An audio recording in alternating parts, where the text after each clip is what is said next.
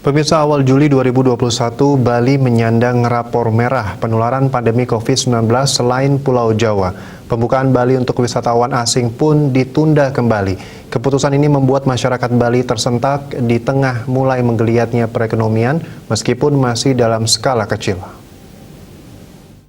Nyoman Rute Adi, pemerhati masalah pariwisata, menyampaikan, pasca Indonesia dilanda COVID-19, ekonomi Bali semakin terpuruk, bahkan kondisinya paling buruk dibandingkan 33 provinsi lainnya di Indonesia. Ini terjadi akibat pertumbuhan perekonomian Bali mengandalkan sektor pariwisata. Berbagai program telah dicanangkan untuk membangkitkan sektor pariwisata Bali, seperti pemberian stimulus melalui kucuran dana hibah kepada kalangan industri pariwisata, serta janji membuka keran kunjungan wisatawan bagi Bali hingga work from Bali.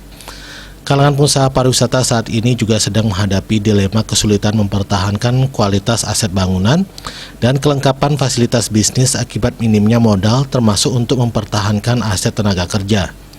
Godaan untuk melepas atau menjual aset mulai menggelayut dalam benak pikiran para pengusaha akibat tidak ada kepastian kapan pandemi COVID-19 akan berakhir. Mempertahankan kepemilikan aset-aset untuk menunggu pulihnya sektor pariwisata merupakan keputusan yang cukup berat karena perlu dana besar untuk pemeliharaannya. Sebaliknya, menjual aset sebagai sebuah jalan pintas menimbulkan kerugian karena nilai tawarnya jauh di bawah harga normal.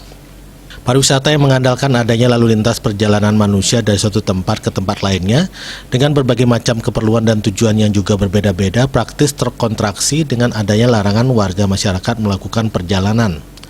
Hampir semua negara memperlakukan pengetatan bagi warganya untuk tetap tinggal di rumah dan tidak melakukan perjalanan keluar dari negaranya. Bali yang sudah lama menikmati manisnya madu pariwisata merasakan dampak paling besar yang akhirnya menggerogoti pendapatan masyarakat dan pemerintah dari pungutan pajak.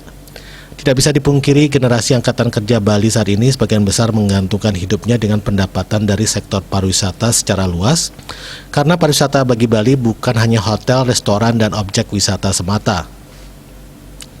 Dalam situasi kebingungan, rakyat memang masih tetap mengikuti berbagai peraturan yang dikeluarkan oleh pemerintah.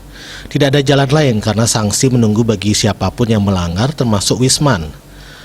Di lain pihak, bekal hidup yang masih tersisa dalam setiap keluarga semakin menipis dan bahkan minus. Pariwisata yang diharapkan bisa pulih walaupun perlahan semakin menjauh dari harapan. Pariwisata Bali saat ini sesungguhnya sedang berada dan berdiri sunyi di persimpangan jalan. Bali Post melaporkan.